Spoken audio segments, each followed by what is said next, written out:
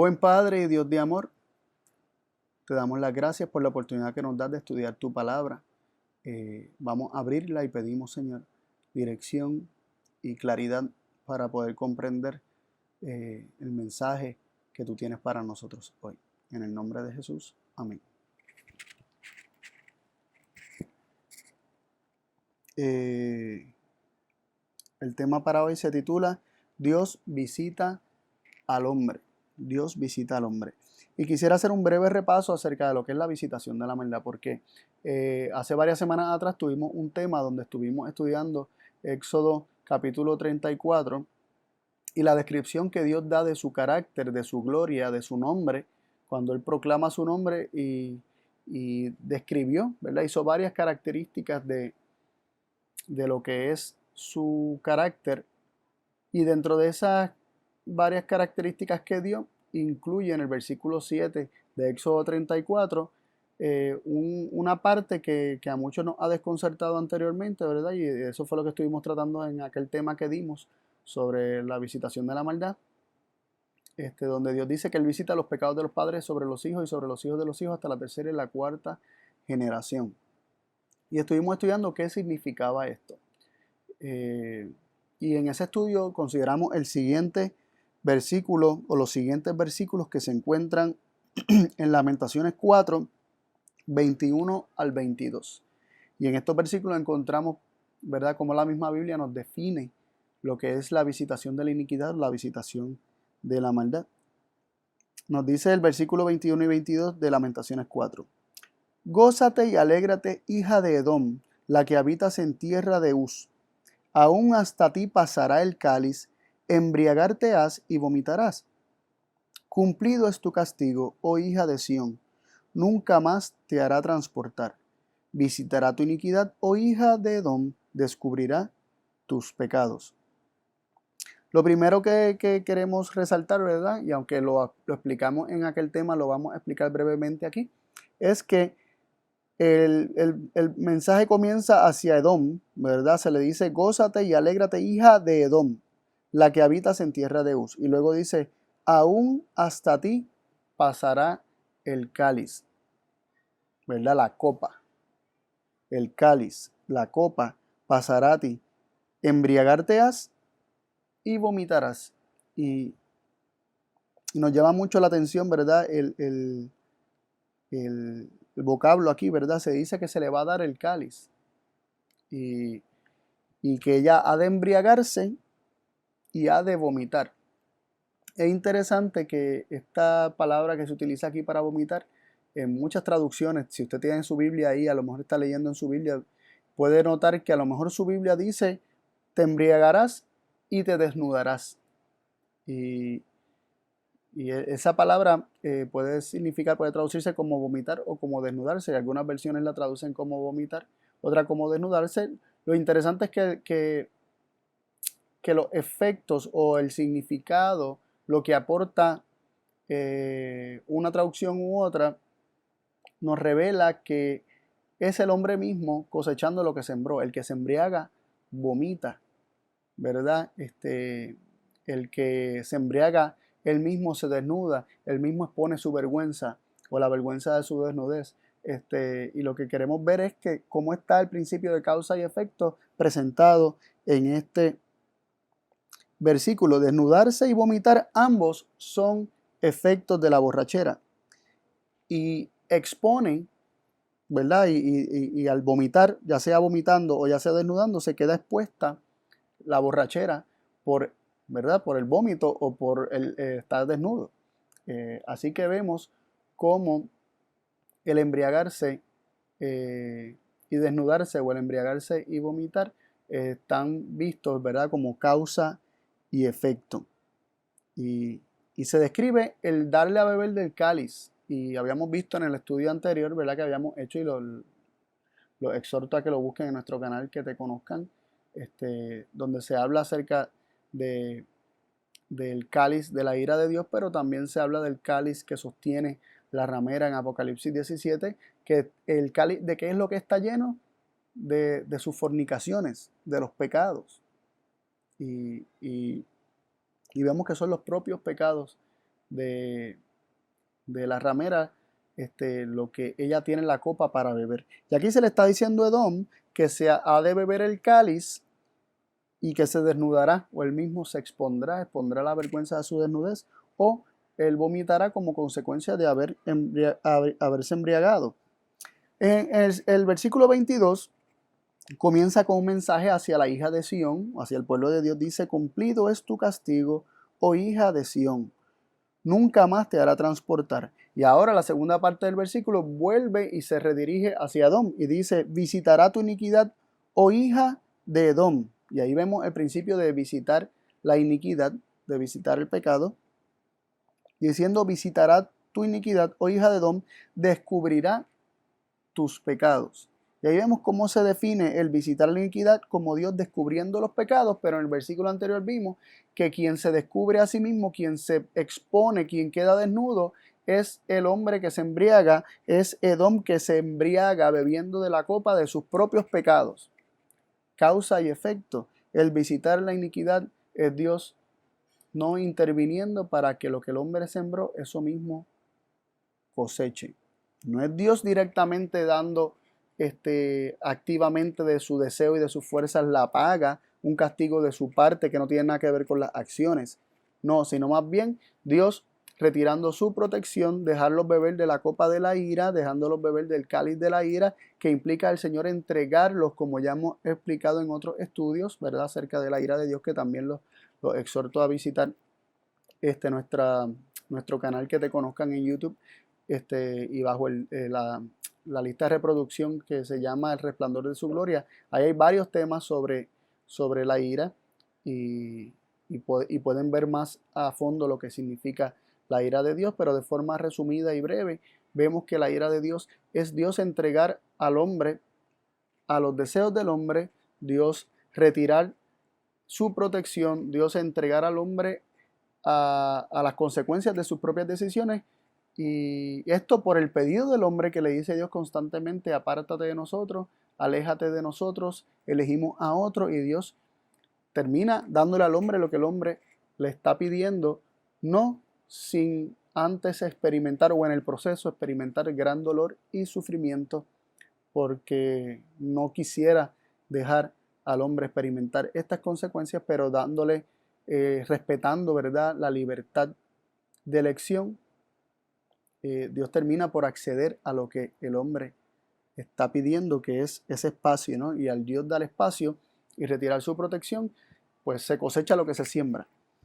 Así que vemos que visitar la iniquidad es beber el cáliz, embriagarse, desnudarse uno mismo, y Dios permitir que esto ocurra. Por eso dice: descubrirá tus pecados. Dios dejará que los pecados sean vistos, que las consecuencias del pecado sean vistas.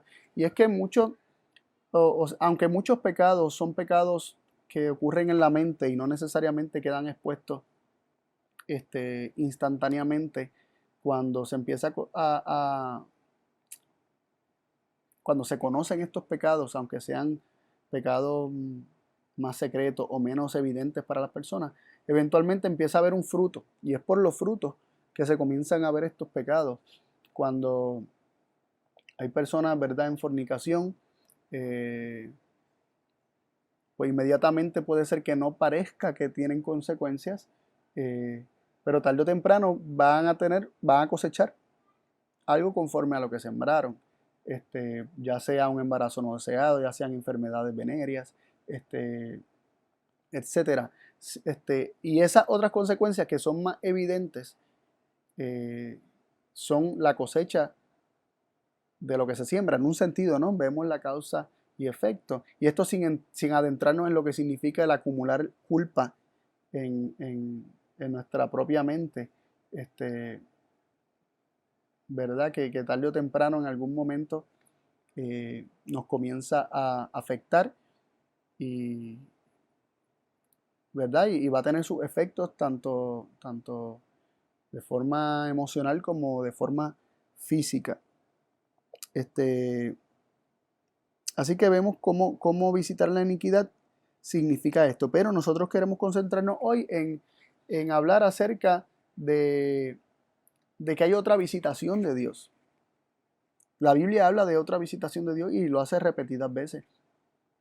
Y queremos comenzar leyendo unos versículos sobre esta otra visita de Dios. No la visita de la maldad o la visita de los pecados o la visita de la iniquidad de los padres sobre los hijos de los hijos hasta la tercera y cuarta generación, sino que la Biblia habla de otra visita que Dios hace al hombre y tiende ¿verdad?, a parecernos un tanto distinta, que sí implica un acercamiento de parte de Dios, mientras que la otra visitación implica Dios retirarse y permitir que ocurra esta visitación, la visitación de Dios, ¿verdad? No la visitación de la maldad de los padres sobre los hijos y los hijos de los hijos hasta la tercera y cuarta generación, que implicaría a Dios retirar su protección y permitir que se coseche el fruto que se siembra, sino que esta visitación de Dios es Dios acercándose al hombre. Y esto lo queremos resaltar en este estudio. Job 10, versículo 12 dice lo siguiente: vida y misericordia me concediste, y tu visitación guardó mi espíritu. Ahí vemos cómo se habla de que la visitación de Dios guardó mi espíritu. Así que Dios visita para guardar. Job 34, 13 dice así: ¿quién visitó por él la tierra y quién puso en orden todo el mundo? Aquí vemos cómo la visitación de Dios implica poner las cosas en orden, ordenar. Salmos 17, 3 dice así: tú has probado mi corazón, me has visitado de noche, me has refinado, y nada inicuo hallaste. Lo que pensé no pasó mi boca. Aquí vemos cómo el Señor visitar de noche al salmista implica refinarlo, purificarlo, una purificación. Salmo 80, 14 dice lo siguiente: oh Dios de los ejércitos, vuelve ahora, mira desde el cielo y ve, y visita esta vid. Vamos a leer el 14, el 18 y el 19 dentro del contexto, ¿verdad? De lo que se está hablando. Dice: oh Dios de los ejércitos, vuelve ahora, mira desde el cielo y ve, y visita esta vid. Y el versículo 18 dice: así no nos volveremos de ti, nos darás vida e invocaremos tu nombre. Oh Señor Dios de los ejércitos, dice el 19, haznos tornar, haz resplandecer tu rostro y seremos salvos. Y aquí vemos varios elementos importantes. Lo primero que se nos presenta es que cuando el Señor visita a su vid, esta ya no se vuelve de él y él les da vida. Y luego en el versículo 19 vemos que cuando él visita la vid, su vid, él hace resplandecer su rostro sobre ella y ellos son salvos. Lucas 1:68, un versículo muy interesante, porque tenemos aquí a Zacarías, el papá de Juan el Bautista, profetizando no solamente sobre Juan el Bautista, sino también reconociendo que así como Juan el Bautista va a ser profeta que preparará el camino del Mesías, el Señor, al enviar al Mesías, ha visitado a su pueblo. Miren cómo dice Lucas 1:68 y luego vamos a leer desde el 76 al 79. Todas son palabras de Zacarías, ¿verdad? En su profecía y en su alabanza a Dios. Dice: bendito el Señor Dios de Israel, que ha visitado y hecho redención. Ese es el 68. Vemos que cuando Dios visita es para redimir, para hacer redención. Y los versículos del 76 al 79 leemos lo siguiente, en el mismo capítulo 1 de Lucas: y tú, niño, profeta del Altísimo serás llamado, porque irás delante de la faz del Señor para aparejar sus caminos, dando conocimiento de salud a su pueblo para remisión de sus pecados. Esto es en referencia a Juan el Bautista. Por las entrañas de misericordia de nuestro Dios, con que nos visitó de lo alto el amanecer, para dar luz a los que habitan en tinieblas y en sombra de muerte, para encaminar nuestros pies por camino de paz. Así vemos cómo Zacarías dice que el Señor ha visitado para redimir, y luego dice, por las entrañas de misericordia de nuestro Dios con que nos visitó. Así que Dios visita con entrañas de misericordia. Y luego dice, ¿para qué? Para dar luz. Dios visita con entrañas de misericordia para dar luz a los que habitan en tinieblas y en sombra de muerte, y para encaminar. Dios visita para dar luz, para encaminar, para redimir, visita con misericordia para encaminar nuestros pies por camino de paz, para que andemos por camino de paz. También notamos en Lucas 7:16 se nos dice lo siguiente: y todos tuvieron miedo y glorificaban a Dios diciendo que un gran profeta se ha levantado entre nosotros y que Dios ha visitado su pueblo. Así que se entiende que cuando Dios visita a su pueblo también lo hace por medio de profeta, aunque se está refiriendo a Cristo como profeta, pero el pueblo entendía que cuando se levantaba un profeta, Dios estaba visitando a su pueblo. Así que de este versículo vemos que Dios también visita por medio de profetas. Y en Hechos 15:14 leemos lo siguiente. Simón ha contado cómo Dios primero visitó a los gentiles para tomar de ellos pueblo para su nombre. Así que también Dios visita a los gentiles para tomar un pueblo de entre ellos, un pueblo para sí de entre ellos, ¿verdad? Un pueblo para su nombre de entre los gentiles. Así que, resumiendo los puntos que hemos visto aquí, podríamos decir que Dios visita para bendecir, y vamos a enumerar, ¿verdad?, nuevamente los puntos que hemos visto en cuanto a la visita que Dios hace cuando Él se acerca, que podríamos, ¿verdad?, destacar de estos versículos. Número 1, su visita concede misericordia y vida. Número 2, Dios visita para guardar nuestra vida. Número 3, Dios visita para ordenar, para poner nuestras vidas en orden, para poner las cosas en orden. Número 4, Dios visita para refinar el carácter. Número 5, Dios visita para dar vida. Número 6, Dios visita para resplandecer su rostro sobre el hombre. Número 7, Dios visita para redimir y rescatar. Número 8, Dios visita con entrañas de misericordia. Número 9, Dios visita para dar luz y encaminar en caminos de paz. Número 10, Dios visita por medio de profetas. Y número 11, Dios visita para tomar pueblo entre los gentiles o entre las naciones, ¿verdad? Que la palabra gentiles puede ser traducida también como naciones.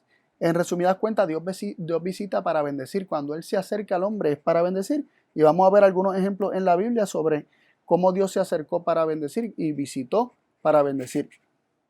En Génesis 21, 1 y 2 dice así: y visitó el Señor a Sara como había dicho, e hizo el Señor con Sara como había hablado. Y Sara concibió y dio a luz a Abraham un hijo en su vejez, en el tiempo que Dios le había dicho.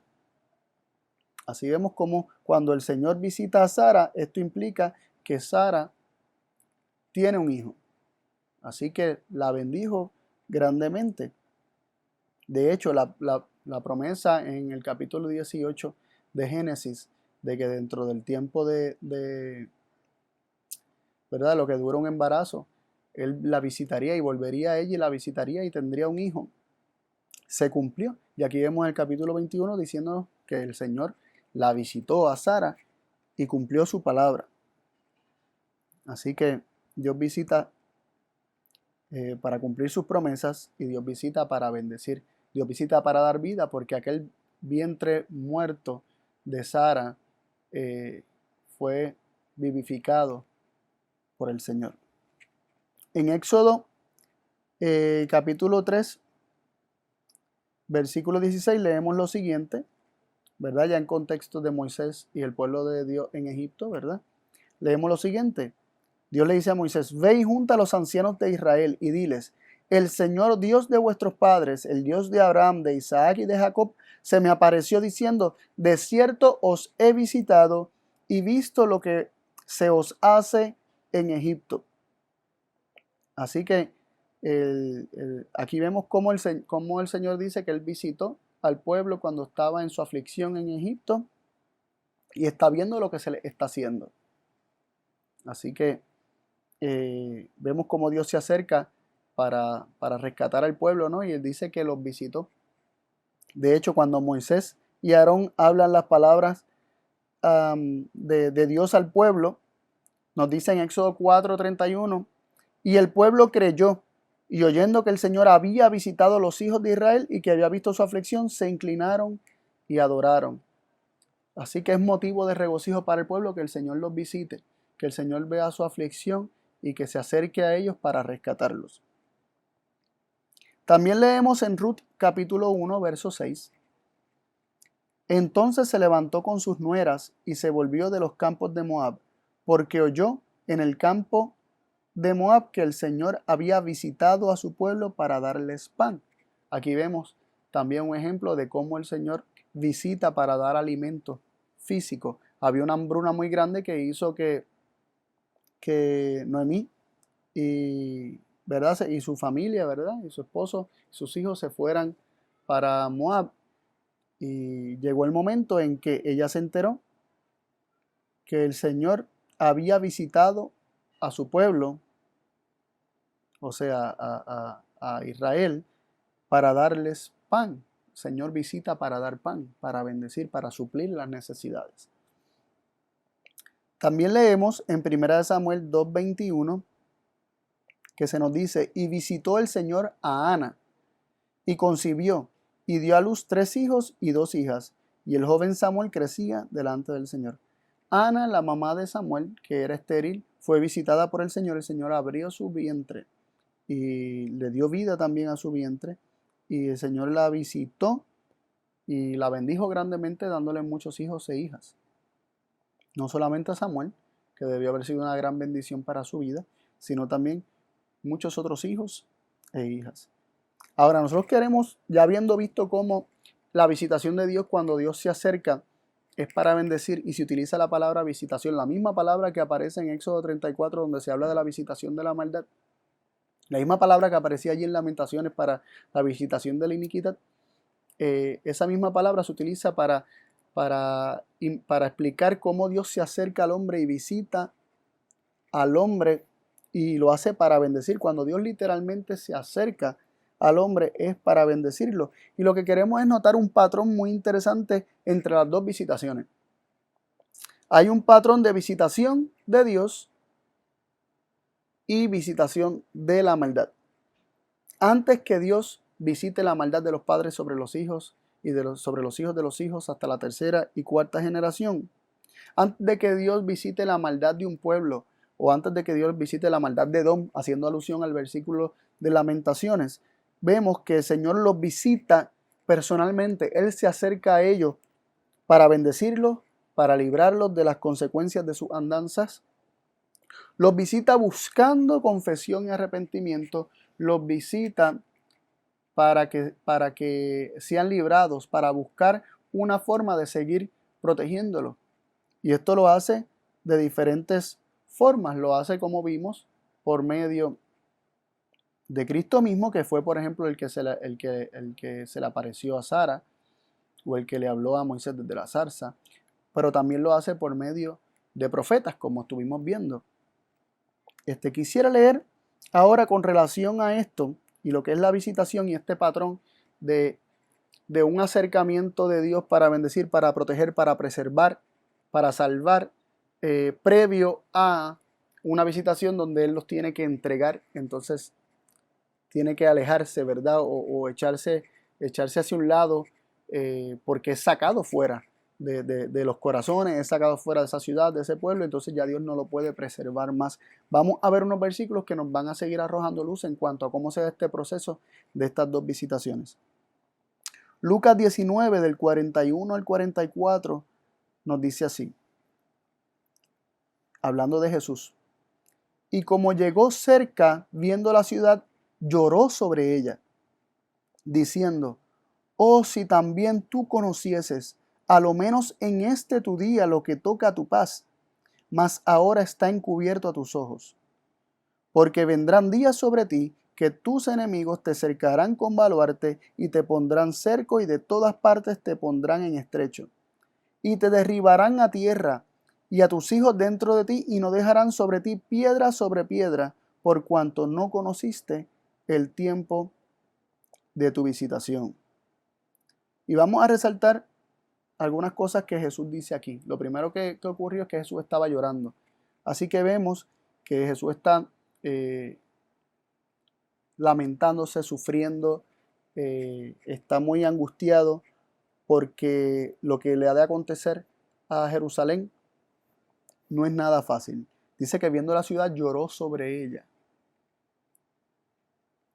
Y decía en su llanto, o sea, estas palabras tienen que ser leídas y entendidas que fueron habladas o dichas con llanto o en medio de un llanto.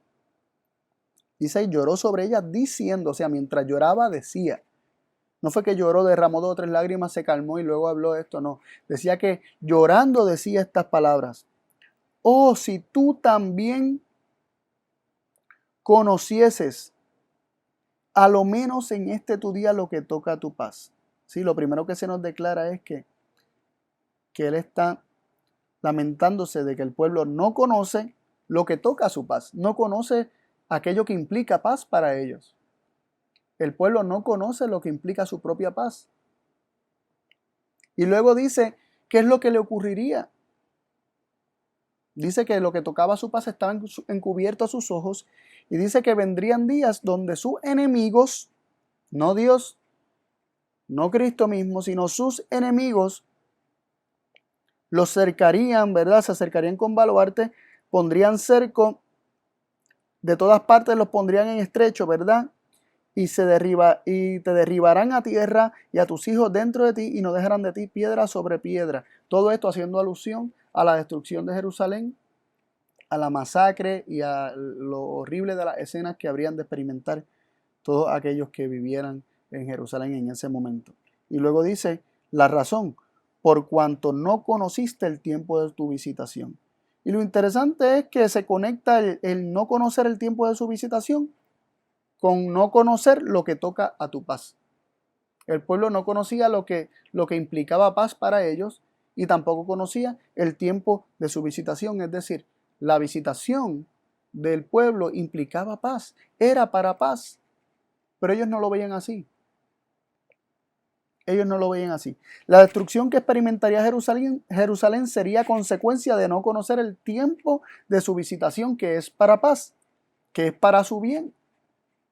Así que vemos que Cristo está haciendo referencia al tiempo de la visitación de Jerusalén, siendo el tiempo del ministerio de Cristo. Cristo mismo, su propia vida allí sería una visitación, pero ellos no lo reconocieron. También vemos que la visitación de la maldad, que vendría siendo las consecuencias de sus decisiones, que sería echar afuera a Cristo, ¿verdad? Al expulsarlo de sus vidas, vendría como consecuencia de rechazar, echar fuera, crucificar a los que le fueron enviados, incluyendo al propio Hijo de Dios. La destrucción de Jerusalén sería la consecuencia de ellos rechazar una y otra vez las amonestaciones de los profetas y las amonestaciones de Cristo. También el expulsar a los profetas y también el crucificar a Cristo. Y esta destrucción vendría como consecuencia de ello.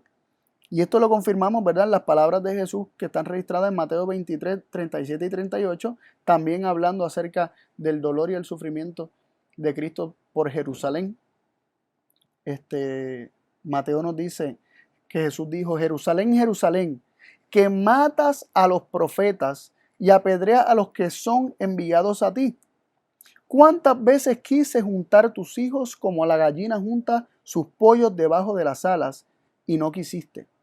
He aquí vuestra casa os es dejada desierta. Y aquí vemos cómo Cristo está haciendo alusión a la visitación por medio de los profetas y a la visitación que vino por él mismo, por el propio Hijo de Dios.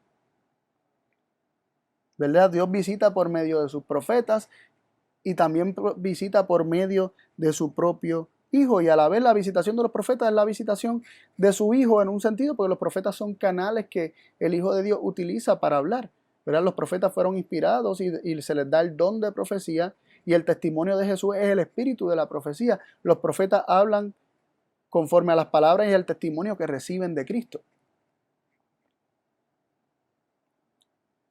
Y así vemos cómo el pueblo, matando a los profetas y apedreando a los que son enviados a ellos, rechazándolos, estaban rechazando la protección. Y Jesús mismo dice: ¿cuántas veces quise juntar tus hijos como la gallina junta sus pollos debajo de sus alas y no quisiste? ¿Cuántas veces te quise proteger? La gallina junta sus polluelos debajo de sus alas para proteger.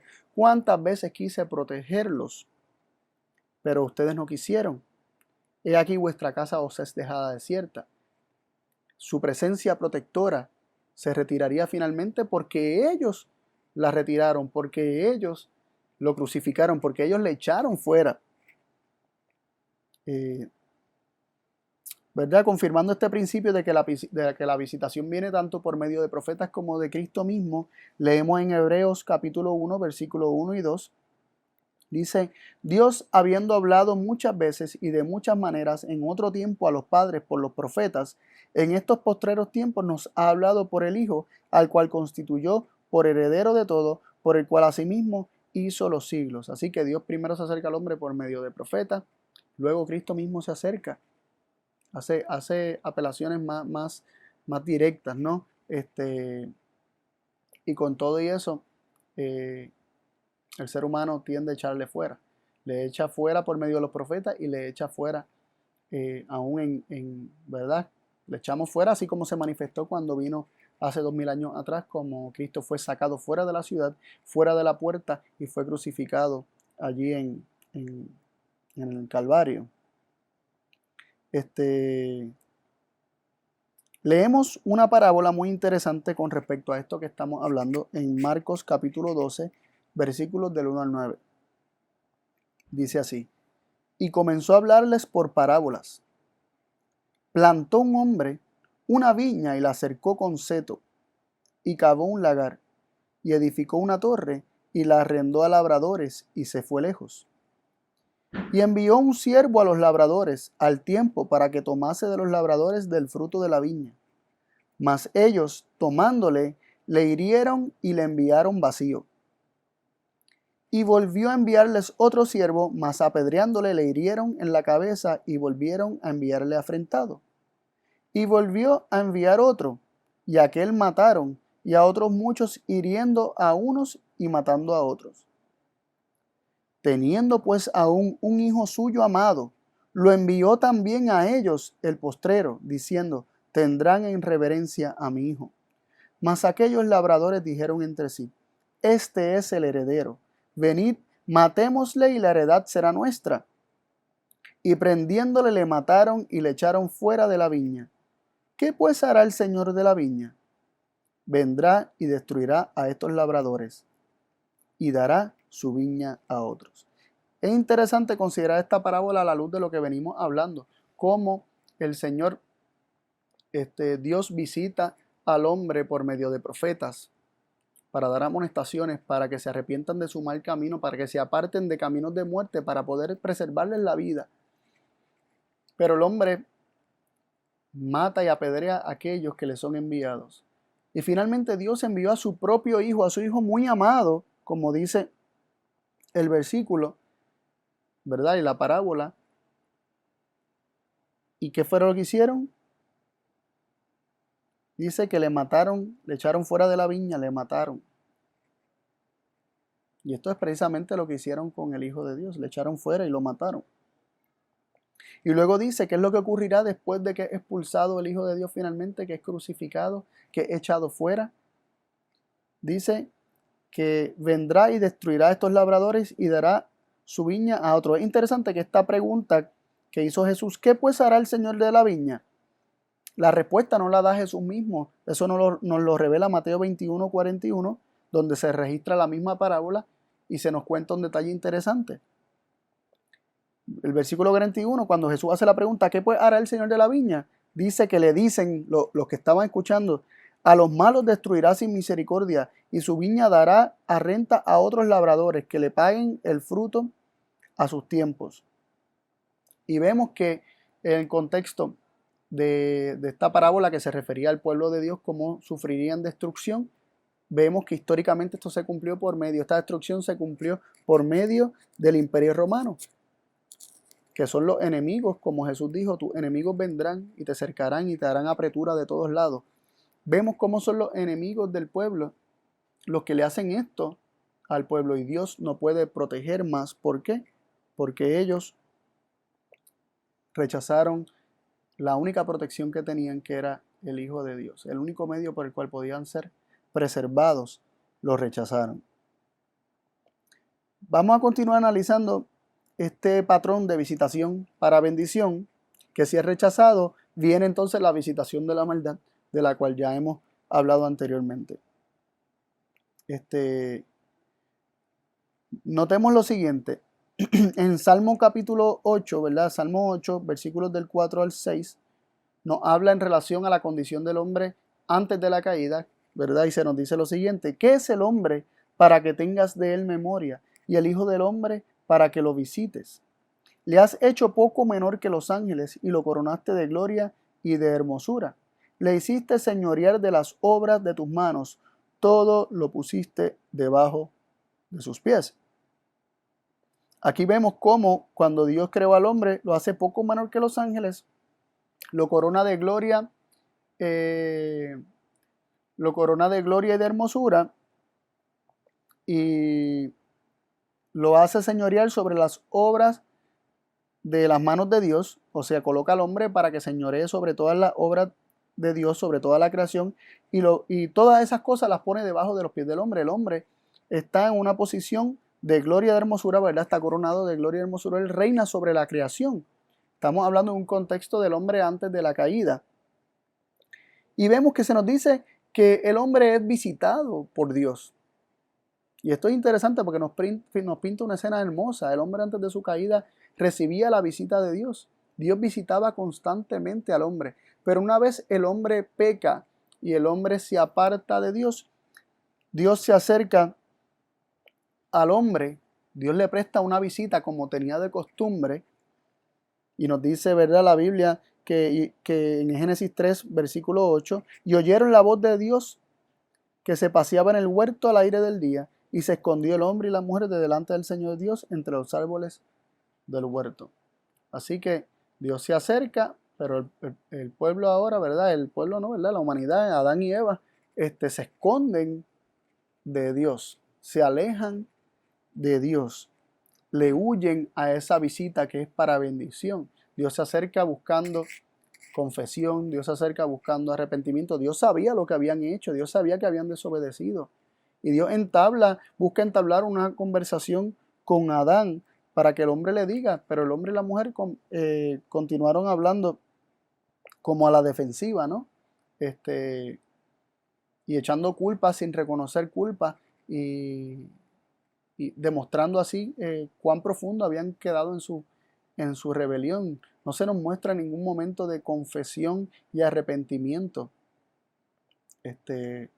Así que vemos cómo aquellas obras que habían sido puestas en las manos del hombre y habían sido puestas debajo de los pies del hombre para que el hombre se enseñoreara de ellas, cómo esa misma tierra comenzaría a revelarse al hombre en consecuencia de la rebelión del hombre. Y vemos que esas consecuencias vienen una vez el hombre endurece su corazón y rechaza la visita de Dios, ¿verdad? Dios se acerca y ellos se esconden, se alejan de él. Él les habla buscando arrepentimiento, confesión, no parece haber ninguna. Pues las consecuencias eventualmente de ese endurecimiento de corazón se han de manifestar sobre la tierra, y el hombre ha de pasar trabajo cultivando la tierra, con el sudor de su frente es que comerás, ¿verdad? Y obtendrá el pan. Cardos y espinos le produciría a la tierra, que también tenemos un estudio sobre eso, que lo pueden visitar en nuestra, ¿verdad?, nuestro canal de YouTube, que te conozcan. La mujer pariría con dolor, etcétera. Así se enumeran diferentes consecuencias que sobrevendrían sobre ellos tras su rebelión y su endurecimiento de corazón y hasta cierto punto el rechazo de esta visitación que se le fue dada. También tenemos a Caín y Abel, y el caso de Caín y Abel es muy interesante. Se nos dice que, ¿verdad?, que la historia de Caín y Abel, bueno, voy a leer los versículos. Vamos a leer del versículo 3 al 7 de Génesis 4. Dice: y aconteció andando el tiempo que Caín trajo del fruto de la tierra presente al Señor. Y Abel trajo también de los primogénitos de sus ovejas y de su grosura. Y miró el Señor a Abel y a su presente, y a Caín y a su presente no miró. Y se ensañó Caín en gran manera y decayó su semblante. Entonces el Señor dijo a Caín, aquí vemos lo interesante, ¿verdad?, en cuanto a nuestro estudio, ¿verdad? Vemos que Abel trajo un presente al Señor, Caín trajo otro, pero Dios miró al de Abel, lo aceptó con agrado, pero el de Caín no. Y entonces Caín se molestó, se ensañó Caín en gran manera, se molestó, le dio mucha ira y decayó su semblante. Y el Señor se acerca a Caín, ¿verdad? El Señor le dice a Caín: ¿por qué te has ensañado? ¿Y por qué se ha inmutado tu rostro? Si haces lo bueno, ¿no serás enaltecido? Pero si no haces lo bueno, el pecado está a la puerta y te seducirá, pero tú debes enseñorearte de él. Aquí vemos una visitación para prevenir desgracias, una visitación porque Dios conoce lo que está ocurriendo en el corazón de Caín y Dios se acerca a él para advertirle que tenga cuidado con lo que está albergando en su corazón, con esta hazaña, ¿verdad? Podríamos decir, esta ira, este coraje que está sintiendo dentro de sí, que tenga cuidado, que no lo deje enseñorearse de él, porque el pecado está a la puerta y lo seducirá, pero él debe enseñorearse del pecado, no dejar que el pecado se enseñoree de él. Aquí vemos esta advertencia. Sin embargo, vemos que lo que ocurrió, ¿verdad? Caín le dice a Abel: vamos al campo, y allá Caín mató a su hermano Abel. Y otra vez el Señor se acerca a Caín y le dice: ¿dónde está Abel tu hermano? Nuevamente, Dios sabía lo que había ocurrido, pero vemos que el Señor busca confesión. El Señor se acerca buscando arrepentimiento. Él se acerca buscando que el hombre reconozca que estuvo mal y pida perdón de pecados. Y Dios le dice a Caín: ¿dónde está Abel tu hermano? Y él respondió: no sé, ¿soy yo guarda de mi hermano? Y él le dijo: ¿qué has hecho? La voz de la sangre de tu hermano clama a mí desde la tierra. Ahora pues, maldito seas tú de la tierra, que abrió su boca para recibir la sangre de tu hermano, de tu mano. Ok, de tu hermano, la sangre de tu hermano, de tu mano. Interesante ver cómo la maldición y las consecuencias siempre vienen después de que se rechaza estas apelaciones y estos acercamientos de parte de Dios. Las consecuencias, en gran medida, Dios las aguanta muchas veces buscando arrepentimiento y confesión de pecado. Pero cuando el hombre endurece su corazón y se aparta y se aleja del Señor y hasta le miente y no quiere, como hizo Caín, ¿verdad?, y no quiere recibir las admoniciones que se le están haciendo, o amonestaciones, ¿qué es lo que hace? ¿Qué es lo que hace Dios? ¿Qué le resta a Dios? Pues dejarle saber al hombre lo que le ha de acontecer como consecuencia de su pecado. Dice: maldito seas tú de la tierra. O sea, de la tierra vendrías la maldición sobre Caín, de la propia tierra que él cultivaba. Así que el pecado introduce maldición en la tierra, y la tierra, en el caso de Caín, ¿verdad?, y en el caso de Adán también, de la tierra se da la cosecha al hombre. Leemos en Isaías 24, del 4 al 6, ¿verdad?, este principio que ya lo hemos hablado también en temas como el que le sugerí de cardos y espinos, o espinos y cardos. También hay un tema que hizo Daniel que se llama la verdadera causa del cambio climático, que habla sobre este principio, pero Isaías 24, del 4 al 6 lo resume bastante bien. Dice: se destruyó, cayó la tierra, enfermó, cayó el mundo, enfermaron los altos pueblos de la tierra, y la tierra hizo bancarrota bajo sus moradores, porque traspasaron las leyes, falsearon el derecho, rompieron el pacto sempiterno. Por esta causa la maldición consumió la tierra y sus moradores fueron asolados. Por esta causa fueron consumidos los moradores de la tierra y los hombres se apocaron. Aquí vemos cómo las calamidades que vienen sobre la tierra, que se destruye la tierra y la tierra destruye al hombre a su vez, que se enferma la tierra, cae el mundo, se enferman los altos pueblos de la tierra, y es porque la tierra hace bancarrota bajo sus moradores cuando estos traspasan las leyes, falsean el derecho y rompen el pacto sempiterno. Por eso dice, por esta causa la maldición consumió la tierra y sus moradores son asolados. Cuando la tierra hace bancarrota, esta vomita a sus moradores y son asolados. Y dice, por esta causa fueron consumidos los moradores de la tierra y los hombres se apocaron, se redujo la población a causa del pecado. Y aquí vemos, ¿verdad? Solamente en algunas historias del inicio de nuestros primeros padres, ¿verdad? De Adán y Eva, Caín y Abel, ejemplos de la visitación de Dios, pero podríamos seguir hablando, podríamos ver cómo Dios visitó a Abraham y Sara, que mencionamos un poco acerca de Sara, y le habló específicamente a Abraham sobre la visitación de Sodoma y Gomorra que habría de hacer. Y vemos que Dios visitó a Sodoma y a Gomorra por medio de ángeles antes de que ocurriera la destrucción. Antes de que viniera la destrucción, estos ángeles fueron enviados a Sodoma y a Gomorra a recorrer la ciudad para buscar algún justo que intercediera, pero no hubo. Y en las afueras de la ciudad, que era donde vivía Lot, ahí fue que se hospedaron, pero estaban fuera de la ciudad. Pero justo en la entrada, ¿no? Pero en la ciudad no había nadie, porque dice que todos los varones, del más joven hasta el más anciano, todos se reunieron para hacer barbaridades a estos ángeles.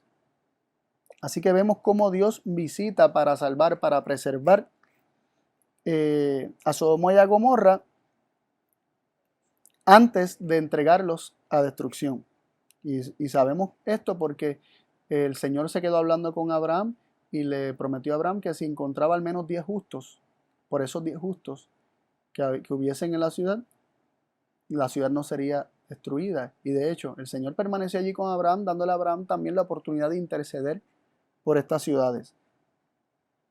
También vemos que Dios visita no solamente a su pueblo cuando estuvo en Egipto, sino también que Dios visita a Faraón y a todo Egipto por medio de Moisés, por medio del profeta Moisés, ¿verdad? Antes de que vengan las plagas, y le da la oportunidad, antes de que ocurran las cosas, antes de entregarlo a la plaga, le da la visitación para que su corazón sea ablandado, para que acepte las palabras del Señor, para preservarlo. De hecho, el Señor le dice que en el capítulo 9 de Éxodo, el Señor le dice a Faraón, en el versículo 16-17, que para que el Señor había preservado la vida de Faraón para que Faraón conociese la gloria de Dios y para que por medio de él otros conociesen también la gloria de Dios.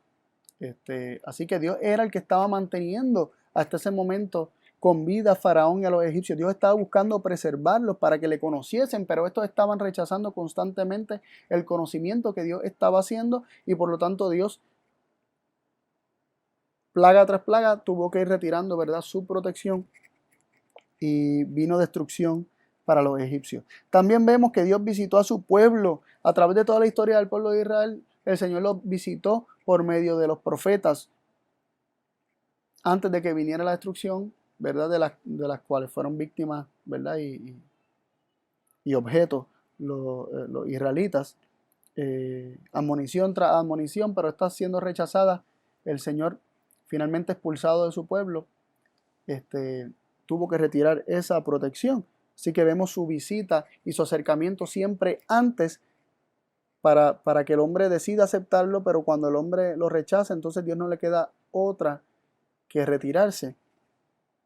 Y también tenemos un ejemplo muy bueno, ¿verdad?, y bastante interesante, que es la visita que Dios dio a Nínive por medio de Jonás. Que esta sí dio fruto, ¿verdad?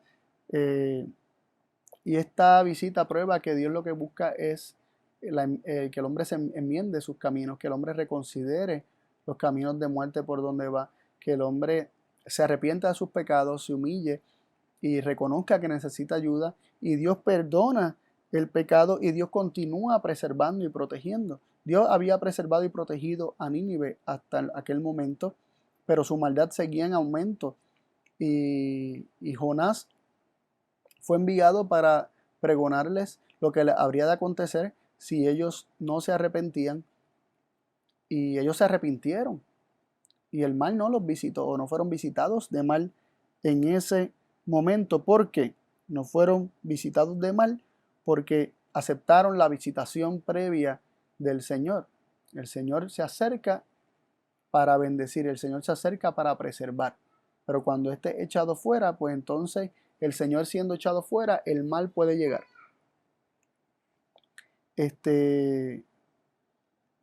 Así que ese es el propósito de la visita del Señor, siempre es para dar vida, para preservar. Pero cuando el hombre lo rechaza, entonces el hombre es visitado de mal, y Dios ya no puede impedir que se coseche lo que se sembró, o fruto de acuerdo a la semilla que se ha sembrado. Salmo 65:9 dice así: visitas la tierra y la riegas, en gran manera la enriqueces. El río de Dios está lleno de aguas, produce los trigales, porque así lo has preparado. Está diciendo que Dios visita la tierra y la riega y la enriquece. El río de Dios está lleno de agua. Dice el río de Dios. Hay un río de Dios. ¿Quién es este río de Dios que está lleno de agua y que produce trigales, que enriquece la tierra, que la riega? ¿Quién es este río? Salmo 36:8-9 dice así: se embriagarán de la grosura de tu casa, y tú los abrevarás del torrente de tus delicias. Porque contigo está el manantial de la vida, en tu luz veremos la luz. Este torrente de las delicias de Dios es Cristo, porque Dios claramente ha declarado que Él se deleita en su Hijo, que Cristo es el Hijo de su deleite, de su contentamiento, de su complacencia. Proverbio 8 nos dice que es la delicia de Dios, que este Hijo es la delicia de Dios en todo momento. El torrente de las delicias de Dios es Cristo mismo, aquel que está con el Padre. Dice, porque contigo, o sea, con Dios está el manantial de vida. Con Dios está el manantial de vida. El torrente de las delicias es manantial de vida. Cristo es manantial de vida. En el principio era el Verbo, y el Verbo estaba con Dios, y el Verbo era Dios. Este manantial de vida que está con Dios, este torrente de las delicias que está con Dios, es Cristo, el Hijo de Dios. Y Él es el mismo que llama a ir a Él para beber del agua que Él nos ofrece. Él es un río que está lleno de aguas y se acerca para regar, para producir trigales, para dar vida, para dar luz. En tu luz veremos la luz. Cristo es aquel en quien está la vida. Y aceptando la visitación de Dios por medio de Cristo, por medio de sus profetas, nosotros recibimos de esa agua que preserva, de esa agua de vida, que si la bebemos no volveremos a tener sed jamás. Y verdad, y no puedo evitar conectarlo con la higuera y la parábola de la higuera, no la parábola, ¿verdad? Porque ocurrió literalmente la lección objetiva de la higuera, a la que hemos hecho mención en otras presentaciones. Vemos cómo la higuera que Jesús maldijo dice que se secó de la raíz. El suministro de agua no llegó más a ella. Pero esta planta ejemplificaba el pueblo de Israel, quien cortó el suministro de agua, que es Cristo. El manantial de vida, el torrente de las delicias, lo echó fuera, lo sacó de su presencia, y por lo tanto se secó desde la raíz. El agua que los visitaba fue desviado, fue echado fuera. Entonces se secó desde la raíz. Y hoy ese manantial, ese río, ese torrente de las delicias también se está derramando en nuestras vidas y está buscando derramarse en nuestras vidas. Ahora nosotros cortaremos ese suministro de agua. Jesús dice en Apocalipsis 3:20: he aquí que yo estoy parado a la puerta y llamo. Si alguno oyere mi voz y abriere la puerta, entraré a él, cenaré con Él y Él conmigo. Dios visita para bendecirnos, para llenar nuestra vida, no solamente de vida, de su vida, sino también para, para llenarnos de toda la delicia y la experiencia de gozo, de alegría, que Él experimenta con su Padre, llenarnos de paz, ¿verdad? Nuestra visitación que es tocante a nuestra paz. Él nos quiere dar todo eso, Él quiere con su presencia darnos todo lo que mencionamos que es la visitación de Dios. Quiere rescatarnos, quiere limpiarnos, quiere purificarnos, Él quiere hacer todo eso en nosotros. No le echemos fuera, no lo dejemos afuera. No lo dejemos afuera porque sin Él nada somos, nada podemos hacer, de nada servimos. Lo invito a orar. Padre y Dios del cielo, gracias por tu palabra y gracias por Cristo, el medio por el cual tú siempre te has acercado a todo hijo tuyo, Señor, buscando que nosotros enmendemos nuestros caminos y recapacitemos, Señor. Y pedimos que nos des luz, Señor, para ver nuestra vida tal como tú la ves y apartarnos del camino que tú señalas que es camino de muerte y andar únicamente en Cristo Jesús, porque Él es el camino, la verdad y la vida. Y que de esa forma, Señor, algún día podamos estar delante de tu presencia como hijos tuyos rescatados del fuego. Gracias, Padre, por tu palabra, en el nombre de Jesús. Amén.